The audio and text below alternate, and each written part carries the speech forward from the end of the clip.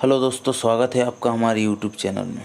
चलिए तो देखते हैं आज शिवराज सिंह चौहान ने अतिथि शिक्षकों के लिए क्या बड़ा तोहफा दिया है। अतिथि शिक्षकों ने पूरी कर्तव्य निष्ठा के साथ अपने दायित्व का निर्वाह किया,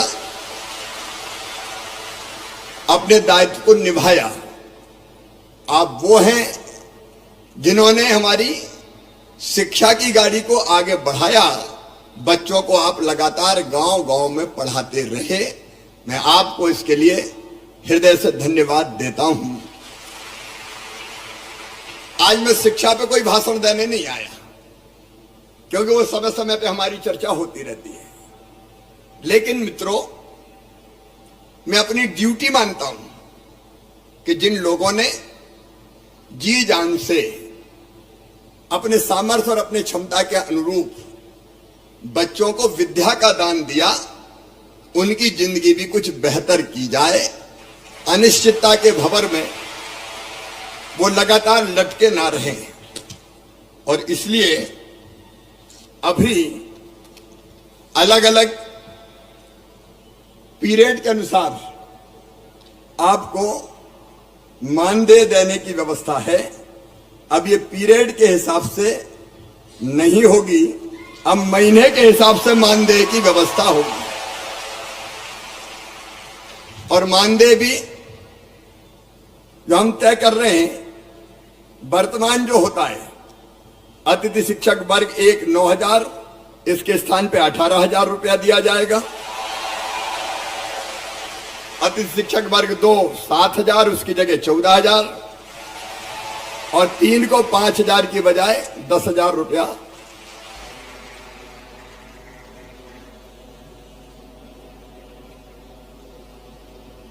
और इस स्वागत के बाद हम माननीय मुख्यमंत्री जी से अनुरोध करेंगे उनके उद्बोधन के लिए। उनके उद्बोधन का वेबकास्ट के माध्यम से संपूर्ण प्रदेश में सजीव प्रसारण किया जाएगा। माननीय मुख्यमंत्री जी।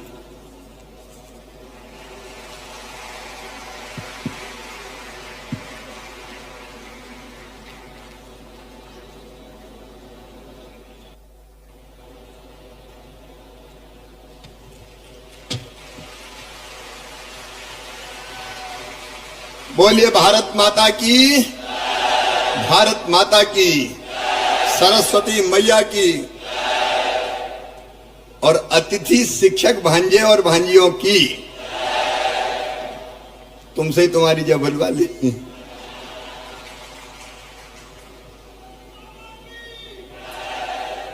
आज अतिथि शिक्षक महापंचायत में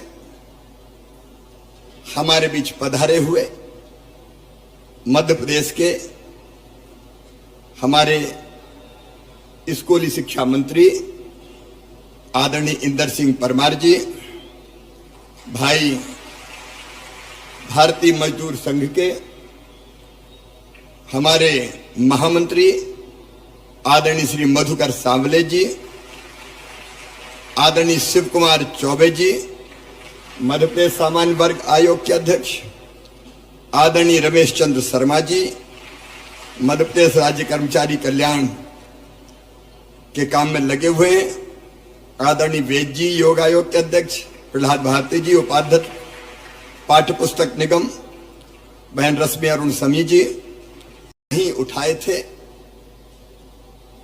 और एक अधकचरी व्यवस्था हो गई थी। गुरुजी, शिक्षाकर्मी, बाद में अतिथि शिक्षक, और इनकी जिंदगी अगर देखें तो ऐसे अनिश्चितता के भंवर में फंस गई थी कि करें तो क्या करें इतने साल पढ़ाने के बाद। मैं एक आपके योगदान को मैं कभी भुला नहीं सकता। जब रेगुलर शिक्षक नहीं थे, तब अतिथि शिक्षक के रूप में आपको पढ़ाने का दायित्व सौंपा गया। और मुझे प्रसन्नता ये कहते हुए कि अधिकांश अतिथि शिक्षकों ने पूरी कर्तव्य निष्ठा के साथ अपने दायित्व का निर्वाह किया, अपने दायित्व को निभाया। आप वो हैं जिन्होंने हमारी शिक्षा की गाड़ी को आगे बढ़ाया, बच्चों को आप लगातार गांव गांव में पढ़ाते रहे। मैं आपको इसके लिए हृदय से धन्यवाद देता हूं। आज मैं शिक्षा पे कोई भाषण देने नहीं आया, क्योंकि वो समय समय पे हमारी चर्चा होती रहती है। लेकिन मित्रों, मैं अपनी ड्यूटी मानता हूं कि जिन लोगों ने जी जान से अपने सामर्थ्य और अपने क्षमता के अनुरूप बच्चों को विद्या का दान दिया, उनकी जिंदगी भी कुछ बेहतर की जाए। अनिश्चितता के भंवर में वो लगातार लटके ना रहें। और इसलिए अभी अलग अलग पीरियड के अनुसार आपको मानदेय देने की व्यवस्था है। अब ये पीरियड के हिसाब से नहीं होगी, अब महीने के हिसाब से मानदेय की व्यवस्था होगी। और मानदेय भी जो हम तय कर रहे हैं, वर्तमान जो होता है, अतिथि शिक्षक वर्ग 1 9,000, इसके स्थान पे 18,000 रुपया दिया जाएगा। अतिथि शिक्षक वर्ग 2 7,000, उसकी जगह 14,000, और 3 को 5,000 की बजाय 10,000 रुपया ये मानदेय किया जाएगा। और अभी शायद हर महीने करते हैं अनुबंध, क्या करते हैं साल का।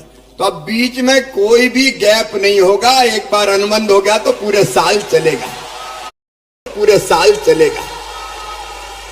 क्योंकि कुछ समय पढ़ाए वो उस समय करें क्या, आखिर उनकी भी तो जिंदगी का सवाल है। और इसलिए एक बार अनुबंध का मतलब साल भर उनकी सेवाएं चलेंगी। लेकिन इसके साथ साथ अब इस अनिश्चितता के भंवर से निकालने की भी एक परमानेंट कोई योजना बनानी पड़ेगी। और इसलिए हम एक शिक्षकों की भर्ती में अभी तक अतिथि शिक्षकों को केवल 25% का आरक्षण था, अब 50% बढ़ा के किया जाएगा। क्योंकि जो पढ़ा रहे हैं, जो अनुभवी है, वर्षों का व्यवहारिक ज्ञान जिनको है, अगर वो भर्ती होंगे तो मैं समझता हूं कि वो बेहतर ढंग से बच्चों को पढ़ा सकेंगे, बेहतर ढंग से बच्चों को पढ़ा सकेंगे। और ये व्यवस्था अगली भर्ती से ही जैसे होती है तत्काल हम लागू करने का काम करेंगे। और अतिथि शिक्षकों को उच्च शिक्षा विभाग के अनुसार प्रतिवर्ष 4 और अधिकतम 20 अंक बोनस के रूप में ये प्रदान किए जाएंगे, ताकि अधिकतम उनका चयन हो सके, उनका सिलेक्शन हो सके। आप पढ़ाने का काम कर रहे हैं, लेकिन पूरे मान और सम्मान के साथ पढ़ाएं। एक मैं ये भी तय कर दूंगा कि जैसे नियमित पढ़ाने वालों को वेतन मिलता है, अब चूंकि वेतन तय हो गया है, मानदेय तय हो गया है, इसलिए निश्चित महीने की 1 तारीख, 1 या 2 3 4 जो भी होती है, उसमें सबको मानदेय मिल जाए, भटकना ना पड़े, परेशान ना होना पड़े, ताकि इनके घर की गाड़ी भी चल सके, परिवार को भी ये ढंग से देखने का काम कर सके। और एक मैं गुरुजियों की तरह एक योजना बनाऊंगा कि जिसमें पात्रता परीक्षा लेके भी हम अतिथि शिक्षकों को नियमित करने की दिशा में आगे बढ़ सकें। जब गुरुजी के लिए किया है तो उनके लिए भी हम सोच सकते हैं। केवल जो आरटीए के अंतर, आपको पता है शिक्षा का जो कानून है आरटीई, उसके अंतर्गत डीएड बीएड वाली जो बारे महामंत्री आदरणीय श्री मधुकर सांवले जी, आदरणीय शिव कुमार चौबे जी, मध्य प्रदेश सामान्य वर्ग आयोग के अध्यक्ष, आदरणीय रमेश चंद्र शर्मा जी, मध्य प्रदेश राज्य कर्मचारी कल्याण के काम में लगे हुए हैं, आदरणीय वेद जी योग आयोग के अध्यक्ष, प्रहलाद भारती जी उपाध्यक्ष पाठ्य पुस्तक निगम, बहन रश्मि अरुण समी जी नहीं उठाए थे। और एक अधकचरी व्यवस्था हो गई थी। गुरुजी, शिक्षाकर्मी, बाद में अतिथि शिक्षक, और इनकी जिंदगी अगर देखें तो ऐसे अनिश्चितता के भंवर में फंस गई थी कि करें तो क्या करें इतने साल पढ़ाने के बाद। मैं एक आपके योगदान को मैं कभी भुला नहीं सकता। जब रेगुलर शिक्षक नहीं थे तब अतिथि शिक्षक के रूप में आपको पढ़ाने का दायित्व सौंपा गया, और मुझे प्रसन्नता ये कहते हुए कि अधिकांश अतिथि शिक्षकों ने पूरी कर्तव्य निष्ठा के साथ अपने दायित्व का निर्वाह किया, अपने दायित्व को निभाया। आप वो हैं जिन्होंने हमारी शिक्षा की गाड़ी को आगे बढ़ाया। बच्चों को आप लगातार गांव-गांव में पढ़ाते रहे। मैं आपको इसके लिए हृदय से धन्यवाद देता हूं। आज मैं शिक्षा पे कोई भाषण देने नहीं आया, क्योंकि वो समय समय पे हमारी चर्चा होती रहती है।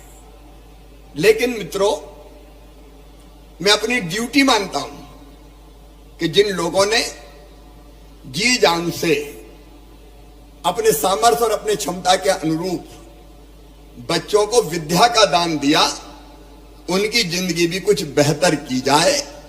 अनिश्चितता के भंवर में वो लगातार लटके ना रहें। और इसलिए अभी अलग अलग पीरियड के अनुसार आपको मानदेय देने की व्यवस्था है। अब ये पीरियड के हिसाब से नहीं होगी, अब महीने के हिसाब से मानदेय की व्यवस्था होगी। और मानदेय भी जो हम तय कर रहे हैं, वर्तमान जो होता है, अतिथि शिक्षक वर्ग 1 9,000, इसके स्थान पे 18,000 रुपया दिया जाएगा। अतिथि शिक्षक वर्ग 2 7,000, उसकी जगह 14,000, और 3 को 5,000 की बजाय 10,000 रुपया ये मानदेय किया जाएगा। और अभी शायद हर महीने करते हैं अनुबंध, क्या करते हैं साल का, तो अब बीच में कोई भी गैप नहीं होगा। एक बार अनुबंध हो गया तो पूरे साल चलेगा, क्योंकि कुछ समय पढ़ाए वो उस समय करें क्या, आखिर उनकी भी तो जिंदगी का सवाल है। और इसलिए एक बार अनुबंध का मतलब साल भर उनकी सेवाएं चलेंगी। लेकिन इसके साथ साथ अब इस अनिश्चितता के भंवर से निकालने की भी एक परमानेंट कोई योजना बनानी पड़ेगी। और इसलिए हम एक शिक्षकों की भर्ती में अभी तक अतिथि शिक्षकों को केवल 25% का आरक्षण था, अब 50% बढ़ा के किया, क्योंकि कुछ समय पढ़ाए वो उस समय करें क्या, आखिर उनकी भी तो जिंदगी का सवाल है। और इसलिए एक बार अनुबंध का मतलब साल भर उनकी सेवाएं चलेंगी। लेकिन इसके साथ साथ अब इस अनिश्चितता के भंवर से निकालने की भी एक परमानेंट कोई योजना बनानी पड़ेगी। और इसलिए हम एक शिक्षकों की भर्ती में अभी तक अतिथि शिक्षकों को केवल 25% का आरक्षण था, अब 50% बढ़ा के किया जाएगा। क्योंकि जो पढ़ा रहे हैं, जो अनुभवी है, वर्षों का व्यवहारिक ज्ञान जिनको है, अगर वो भर्ती होंगे तो मैं समझता हूं कि वो बेहतर ढंग से बच्चों को पढ़ा सकेंगे, और यह व्यवस्था अगली भर्ती से ही जैसे होती है तत्काल हम लागू करने का काम करेंगे। और अतिथि शिक्षकों को उच्च शिक्षा विभाग के अनुसार प्रतिवर्ष 4 और अधिकतम 20 अंक बोनस के रूप में ये प्रदान किए जाएंगे, ताकि अधिकतम उनका चयन हो सके, उनका सिलेक्शन हो सके। आप पढ़ाने का काम कर रहे हैं, लेकिन पूरे मान और सम्मान के साथ पढ़ाएं। एक मैं ये भी तय कर दूंगा कि जैसे नियमित पढ़ाने वालों को वेतन मिलता है। अब चूंकि वेतन तय हो गया है, मानदेय तय हो गया है, इसलिए निश्चित महीने की 1 तारीख, 1 या 2, 3, 4 जो भी होती है, उसमें सबको मानदेय मिल जाए, भटकना ना पड़े, परेशान ना होना पड़े, ताकि इनके घर की गाड़ी भी चल सके, परिवार को भी ये ढंग से देखने का काम कर सके। और एक मैं गुरुजियों की तरह एक योजना बनाऊंगा कि जिसमें पात्रता परीक्षा लेके भी हम अतिथि शिक्षकों को नियमित करने की दिशा में आगे बढ़ सकें। जब गुरुजी के लिए किया है तो उनके लिए भी हम सोच सकते हैं।